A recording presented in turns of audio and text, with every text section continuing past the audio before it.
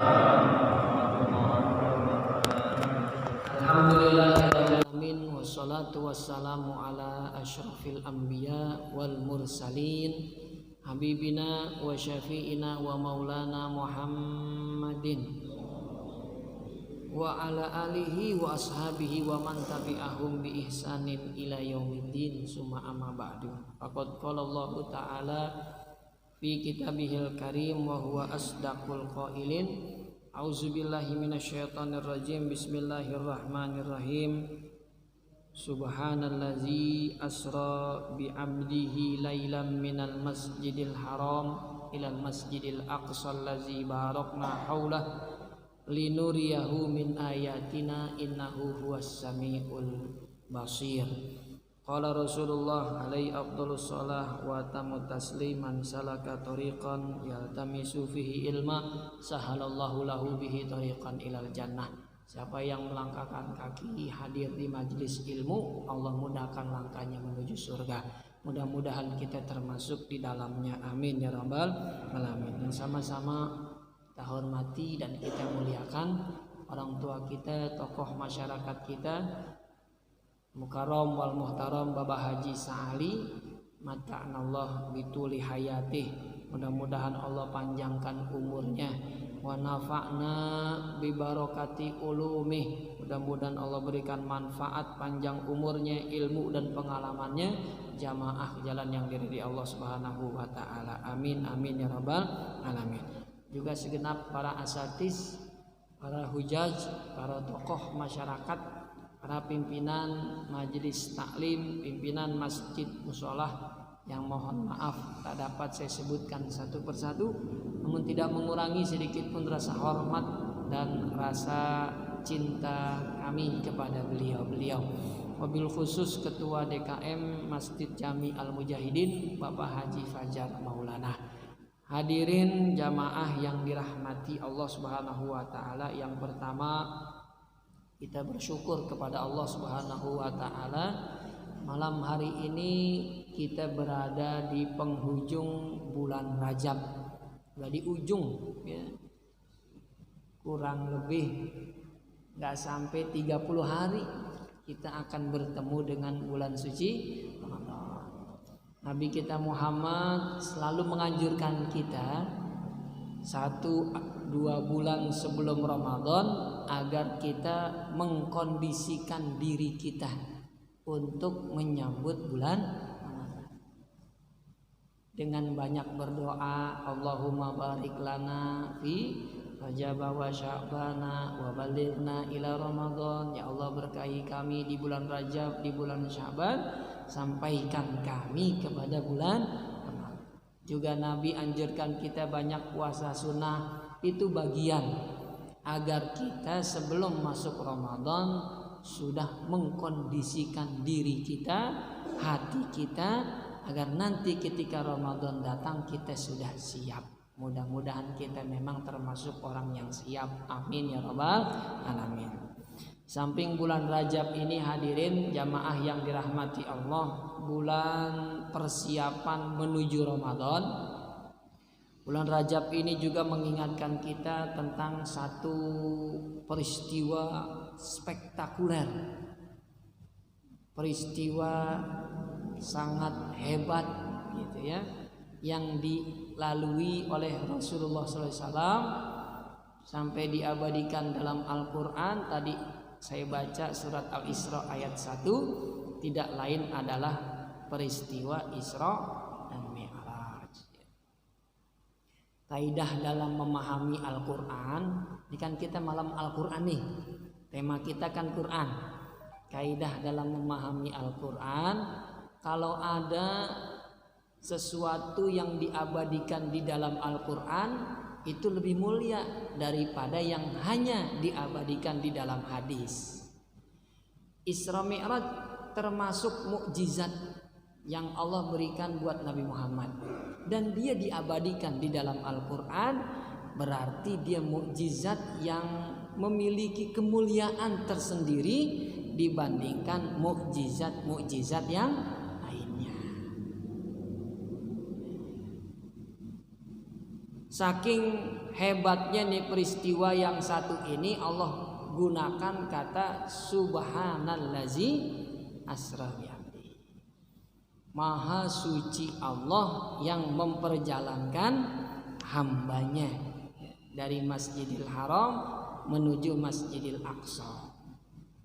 Kalau saya nggak salah pekan lalu kita udah bahas arti subhanallah ya. Kalau kita ulang lagi nanti nggak cukup satu ayat ini nggak selesai takutnya. Subhanallah kemarin udah kita bahas ada 3 maknanya ya. Nah, kalau di ayat ini maknanya at-ta'ajjub, untuk menunjukkan sesuatu yang makhluk manapun nggak bisa lakukan. Digunakan kata subhanallah, maha suci. Peristiwa Isra Mi'raj ini Allah ingin sampaikan kepada kita di awal ayat, bukan nabi yang jalan. Ini di luar batas kemampuan Rasulullah. Karena diawali dengan subhana, maha suci.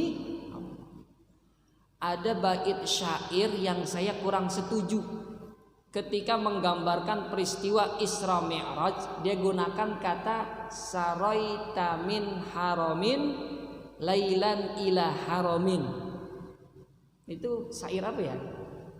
Qasidah apa tuh ya? Sering saya dengar tuh kalau lagi acara Isra Mi'raj dibaca. Saraita min haramin lailan ila haramin kama sarol badru. Apalagi tuh lanjutan itu? Mungkin Ustaz tahu nih apa tuh? Saraita min haramin lailan ila haramin. Engkau berjalan di malam hari dari Masjidil Haram menuju Masjidil Aqsa. Kayaknya nggak cocok begitu. Karena yang jalan bukan Nabi Muhammad, hanya diperjalankan. Makanya ayatnya berbunyi bukan saro, tapi asra bi abdihi. Nabi Muhammad bukan yang berjalan, tapi Nabi Muhammad yang diperjalankan. Kalau saya boleh berikan perumpamaan, saya katakan gini, ada seorang bayi naik ke puncak Gunung Salak dalam satu malam, digendong sama bapaknya. Berarti yang naik ke Gunung Salak sampai ujung itu bayinya apa bapaknya kira-kira? Bapaknya yang gendong ya. Si bayi dibawa begitu. Itulah makna subhanallazi asra bi abdi. Bukan nabi yang jalan, tapi nabi diperjalankan begitu. Jadi jangan salah keliru ya. Makanya Allah ingin menggambarkan ini di luar batas makhluk manapun, maka aku gunakan peristiwa Isra Mi'raj ini dengan kata subhana. Hanya kemampuan si subhana itu yang kembalinya kepada Allah Subhanahu wa ta'ala. Menariknya hadirin yang dirahmati Allah, kenapa kalau Allah sanggup dengan subhana tadi gak langsung aja naik langit begitu, gak usah pakai naik buruk. Kan dikasih buruk ya, ya Muhammad ya Rasulullah, kamu Isra Mi'raj dari Masjidil Haram ke Masjidil Aqsa, nih naik kendaraan ini nih. Sebenarnya tanpa kendaraan juga Allah bisa. Kenapa kok dihadirkan buruk? Yang kata Nabi dalam hadis, tingginya nggak setinggi kuda, pendeknya nggak sependek keledai. Berarti tandanya kalau kuda segini, keledai segini, berarti tengah-tengah ya. Para ulama, ada seorang ulama yang mentafsirkannya lain. Beliau mengatakan, kenapa Nabi bilang buruk antara kuda dan keledai? Berarti itu buruk bukan dari alam dunia, bukan juga dari alam akhirat. Dia ada di tengah-tengah begitu. Benar, emang buruk bukan di alam dunia. Pernah kita lihat di bumi ada buruk? Ada yang piara gitu? Nggak ada. Dan dia juga bukan dari alam gaib, karena Nabi benar-benar naikin, ada injekannya begitu. Makanya Nabi menggambarkan buruk ini antara kuda dan keledai. Dia bukan dari alam dunia, juga bukan dari alam akhirat. Dia ada di antara alam dunia dan alam akhirat. Berarti alam apa yang ada di tengah-tengah? Alam barzakh, begitu. Yang membedakan, yang membatasi alam dunia dengan alam akhirat kan alam barzakh. Makanya barzakh itu dalam bahasa Arab artinya hijab, pembatas. Dia yang membatasi orang yang hidup saat ini di dunia dengan yang mau ke akhirat, begitu. Jadi dia bukan belum sampai akhirat, dia baru pintu menuju pintu akhir, pembatas barzakh. Maka hewan yang dikendarai Rasulullah yang kita kenal dengan buruk dari alam barzakh, pernah juga dipakai oleh nabi-nabi dan rasul sebelum Rasulullah Shallallahu Alaihi Wasallam. Pernah dipakai juga. Kendaraannya Jibril juga, iya benar, begitu ya. Jadi kalau ditanya dari mana tuh buruk, berasal bukan dari alam gaib, bukan dari alam dunia, tapi dari alam barzakh. Kembali ke pertanyaan saya, kenapa Allah hadirin tuh buruk? Kan tanpa buruk aja bisa ya. Allah kan maha segalanya. Allah ingin berikan hikmah kepada kita, bahwa kalau kita punya keinginan berlaku sebab akibat gitu. Kita pengen sehat, maka kita jaga diri kita. Itu ada sebab hukum, sebab akibat. Ada ungkapan kalau bahasa Indonesia hemat. Jadi ada sebabnya, sebab dan akibat gitu. Allah saja yang maha segalanya, yang gak butuh sebab akibat, dia masih hadirin buruk tuh. Apalagi kita yang tidak punya daya dan upaya. Makanya ada tuh buruk dihadirin. Tanpa buruk aja Allah bisa, begitu. Tanpa buruk Allah bisa. Itu makna asra bi abdihi yang pertama. Maha suci Allah yang memperjalankan hambanya. Ini menarik. Ada kata hambanya. Ini. Kita kadang-kadang suka menghamba kepada manusia. Ada juga kita lihat manusia menghamba kepada Allah. Bedanya jauh banget. Kalau kita menghamba kepada manusia, budak, atau kita kerja sama orang lain, walaupun bukan budak, kita kerja sama orang lain, itu kata para ulama, ubudiyatul basyari lil basyari ubudiyatul ata, ubudiyatul akhzi. Kita kalau menghamba sama seorang, kita melayani seseorang sama-sama manusia, hukum yang berlaku diambil sama dia tuh, sama majikan.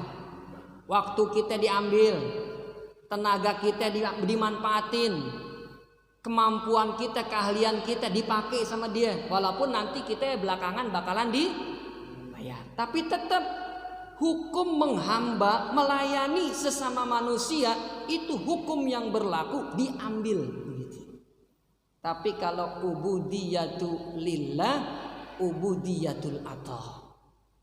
Kalau kita menghamba kepada Allah Subhanahu wa taala, bukan Allah yang ngambil, tapi sebaliknya Allah yang memberikan gitu. Dia nggak dapat apa-apaan. Kalau majikan kan dapat manfaat dari kita. Kalau Allah nggak dapat manfaat apapun dari ibadah kita, malah Allah akan memberikan rahmatnya, kebaikannya sepanjang kita menghamba dan beribadah kepada. Ini perlu kita pahami, inilah makna bi'abdihi, menghamba kepada Allah nggak ada ruginya. Karena semakin kita taat, semakin kita menghamba kepada Allah Subhanahu wa taala, yang terjadi bukan malah makin kurang, tapi makin diberikan lagi oleh Allah Subhanahu wa taala, hingga nanti di yaumil kiamah kita dimasukkan ke dalam surganya. Amin ya rabbal.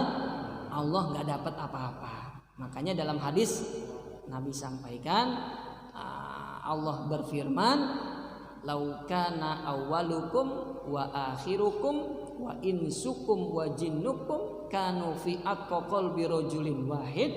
Kalau semua kalian jadi orang yang baik, gak akan menambah kemuliaan dan kerajaan saya, kata. Berarti Allah gak ngambil manfaat dari ibadah kita, ya. Yang ngambil manfaat dari ibadah kita kepada Allah ya kita sendiri.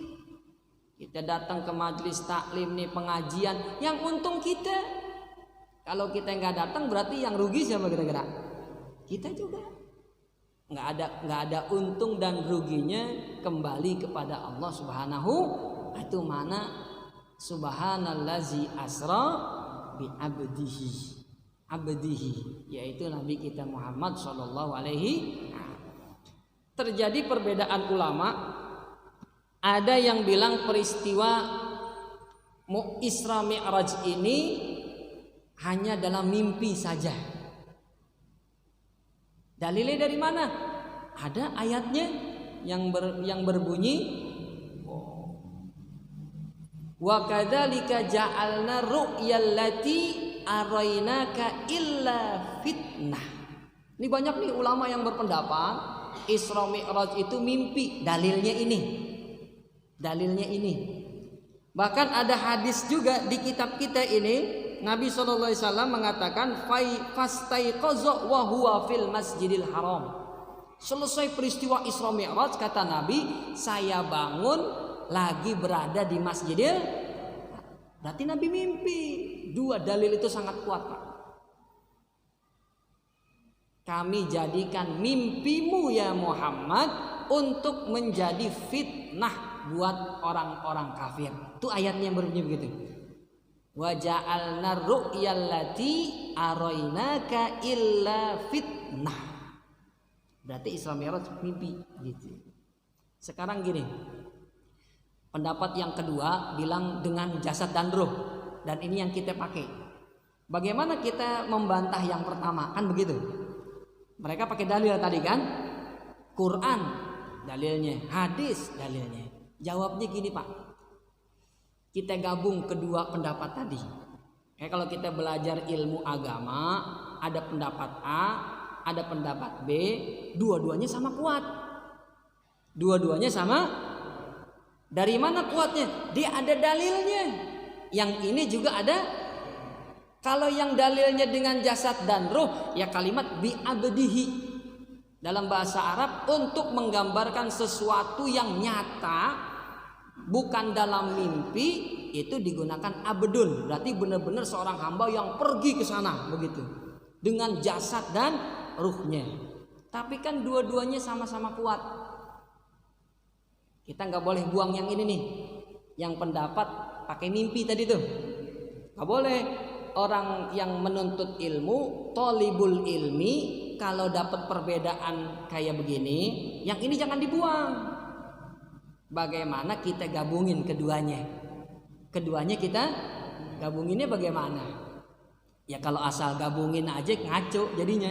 Nah, ada kitabnya juga, ada bukunya juga yang memang karangan para ulama, memang mereka isinya menggabungkan kedua pendapat tadi. Gabunginnya memang awalnya peristiwa Isra Mi'raj ini diawali dengan mimpi. Jadi Nabi mimpi dulu tuh. Beliau mimpi berjalan dari Masjidil Haram menuju Masjidil Aqsa, naik kendaraan buraq lalu ke langit ketujuh. Mimpi dulu. Dan mimpinya Rasulullah dalam satu hadis beliau sampaikan, awwaluma budi'a al-wahyu ar-ru'ya as-sadiqah. Wahyu yang turun kepada Nabi Muhammad itu diawali dari mimpi. Ketika beliau bangun, beliau melihat falakus subuh. Begitu dia bangun, dalam hadis beliau melihat seperti asap pagi. Itu kan kita nggak paham kalau bahasa Indonesianya ya. Nabi kalau datang wahyu mimpi dulu, nanti pagi-paginya beliau melihat asap kabut subuh begitu. Itu perumpamaan dalam bahasa Arab. Artinya Nabi malam hari kalau mau turun wahyu mimpi, begitu dia bangun benar-benar kenyataan. Apa yang dia mimpi dilihat pagi harinya benar terjadi. Itu maknanya tuh. Ini yang jarang kita paham. Ayat hadis yang Nabi sampaikan, pertama kali wahyu turun kepadaku berupa mimpi dan pagi harinya aku melihat seperti kabut di pagi hari. Kita nggak paham di situ karena kita nggak paham bahasa Arab. Jadi kalau bahasa Arab paginya melihat kabut subuh, itu maksudnya begitu pagi benar-benar nyata seperti kita melihat kabut begitu. Padahal malamnya begitu juga Isra Mi'raj. Dan ayat yang digunakan mereka yang katanya Isra Mi'raj ini mimpi, wa ja'alna ru'yallati arainaka illa fitnah. Allah sampaikan dalam ayat tersebut, kami jadikan Isra Mi'raj itu dalam mimpi yang akhirnya mimpi itu jadi fitnah. Sekarang kalau pakai ilmu logika, tadi kan ilmu dalil ya. Nah, kalau pakai ilmu logika, orang kalau mimpi sesuatu, kalau cuman mimpi gak mungkin bisa bikin fitnah di masyarakat. Misalnya saya bilang gini, Pak, saya semalam saya mimpi ngelihat buruk misalnya. Cuman mimpi doang, orang gak bakalan dengerin. Silakan kamu mau mimpi apapun, orang gak bakalan dengerin, gak peduli. Terserah mau mimpi jalan dari Masjidil Haram ke Masjidil Aqsa, gak apa-apa. Itu karena mimpi, terserah kamu mau ngomong apa. Baru jadi fitnah kalau mimpi itu jadi kenyataan. Saya mimpi Isra Mi'raj, bener semalam tuh kejadian. Sepertiga malam saya udah balik lagi kemari. Di sini baru terjadi fitnah. Orang kafir mulai nggak percaya. Kalau cuman mimpi kita mah percaya. Kalau cuman nggak mungkin terjadi fitnah. Cuma mimpi. Baru kalau jadi kenyataan terjadi fitnah. Itu cara menggabungkannya ya. Jadi kalau ditanya Isra Mi'raj itu mimpi atau asli, dua perbedaan ulama. Dua-duanya saya gabung begitu. Kalau ditanya mana yang Bapak pakai? Dua-duanya saya pakai begitu. Digabung. Bagaimana gabunginnya? Tadi yang saya jelasin. Asra bi abdihi, itu di kalimat bi abdihi. Laila minal masjidil haram ilal masjidil, di malam hari. Makanya kita kalau pengen menuju Allah paling cepat tuh malam. Saya ke Sukabumi berangkatnya malam jam 2 pagi, 1,5 jam udah sampai. Itu di jalanan dunia aja begitu, apalagi jalan menuju sama. Kita kalau pengen derajatnya cepet tinggi di mata Allah, ibadahnya di malam hari banyakin. Karena tuh jalanan kayaknya kosong banget begitu, sepi begitu bener. Kayak kita naik mobil, motor malam hari sepi nggak tuh kira-kira? Sepi banget. Dan bener kalau kita ibadah di malam hari, banyakan yang ibadah apa banyakan yang tidur kira-kira? Gunain kesempatan itu dengan sebaik-baiknya, kata Allah, laila, di malam hari. Minal masjidil haram, dari Masjidil Haram ke Masjidil. Ini menarik lagi nih Pak. Kata Allah, dari Masjidil Haram ke Masjidil, Allah nggak bilang dari Masjidil Haram ke Masjid Al-Mujahidin, ya enggak? Kalau ke Masjid Al-Mujahidin ketemu Bapak Haji tadi, ya enggak? Dari Masjidil Haram menuju Masjidil Aqsa. Ini hikmahnya apa? Hikmahnya, rahasianya, dua masjid ini nggak bisa dipisahin. Dua masjid ini nggak bisa. Masjidil Haram, Masjidil Aqsa, jangan coba-coba pisahin kedua masjid ini, kata Allah. Ini dua masjid menjadi satu kesatuan. Buktinya dari mana? Ini ayat ini. Dua masjid ini disebutin dalam satu ayat. Kan nggak ada nama masjid lain di Quran yang disebutin kecuali dua masjid ini doang. Cari dari Quran, ada nggak ayat yang menyebutkan masjid lain? Nggak ada. Cuma dua masjid ini doang. Bukti dua masjid ini menjadi satu kesatuan, satu, dua-duanya disebutin dalam satu ayat. Masjidil Haram ilal Masjidil, dua-duanya jadi kiblat umat Islam. Dulu sebelum kita ngadep kiblatnya Masjidil Haram, kemana dulu? Masjidil Aqsa, Palestina. Dan bukti yang ketiga, dua masjid ini gak bisa dipisahin. Kedua masjid ini punya sejarah tempat ibadah tertua di sejarah umat manusia. Hadisnya dari Abu Zar Al-Ghifari bertanya, "Ya Rasulullah, ayu masjidin wudi'a fil ardi awwalah?" Apa masjid pertama yang dibangun di bumi, kata Abu Zar. Tanya Nabi. Riwayat Imam Tirmizi, hadisnya sahih. Nabi jawab, Masjidil Haram. Yang pertama kali dibangun sama Nabi Adam, Masjidil Haram. Summa ayu ya Rasulullah, habis itu masjid apa lagi yang dibangun? Nabi jawab, Masjidul Aqsa. Yang kedua masjid. Berapa jarak antara Masjidil Haram ke Masjidil Aqsa pembangunannya? Nabi jawab, arba'una sanah, 40 tahun. Jadi yang bangun satu orang, Nabi Adam alaihis. Dia bangun dulu Masjidil Haram, habis itu dia bangun Masjidil Aqsa setelah 40 tahun. Padahal belum ada masjidnya waktu Nabi Isra Mi'raj. Belum ada masjidnya dipakai sama umat Islam. Yang namanya masjid itu kan tempat sujud. Itu Masjidil Aqsa belum pernah dipakai buat sujud. Karena ajaran syariat umat terdahulu, ibadahnya gak ada yang bentuknya sujud. Kecuali nih syariat Nabi Muhammad. Satu-satunya syariat Nabi yang ibadahnya ada sujudnya, itu cuman syariat Islam. Syariat yang lain gak ada. Syariat yang lain tidak.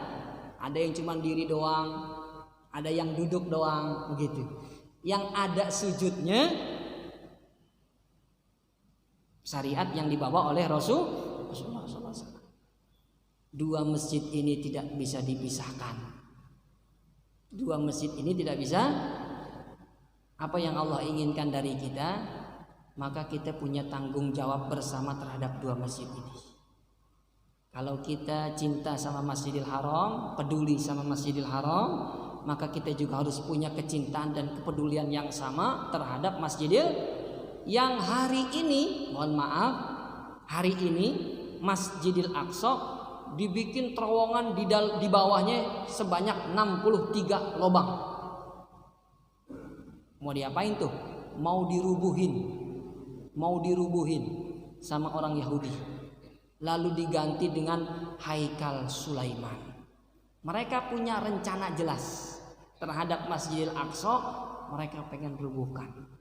Kira-kira nanti kalau kita pulang ditanya sama Nabi Muhammad, apa rencana jelas kamu selama hidup terhadap masjid yang aku cintai, Masjid Aqsa?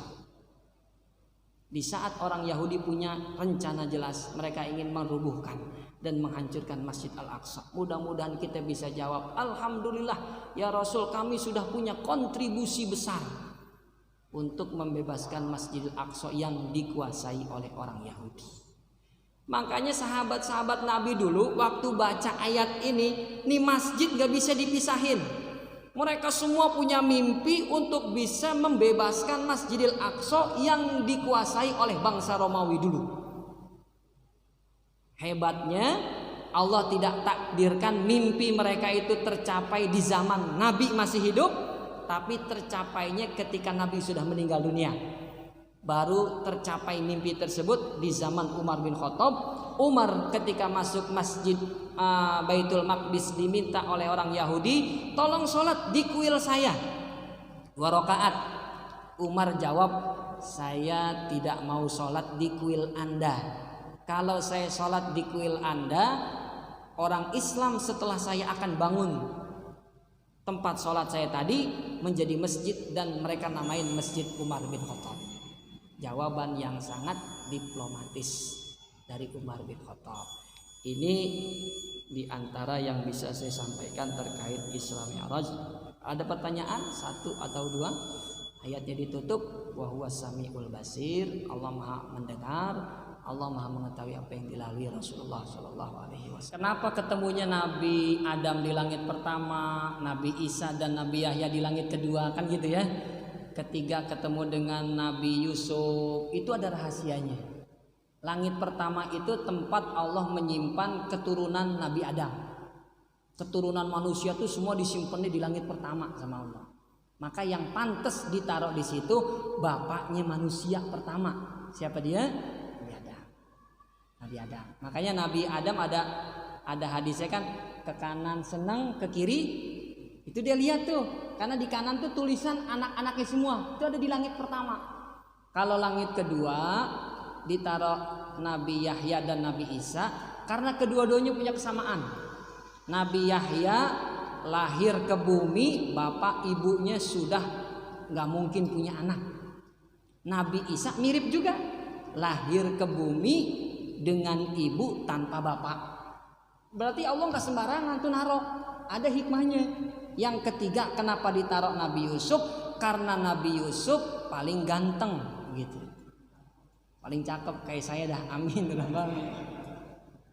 Dan langit yang paling indah itu langit ketiga.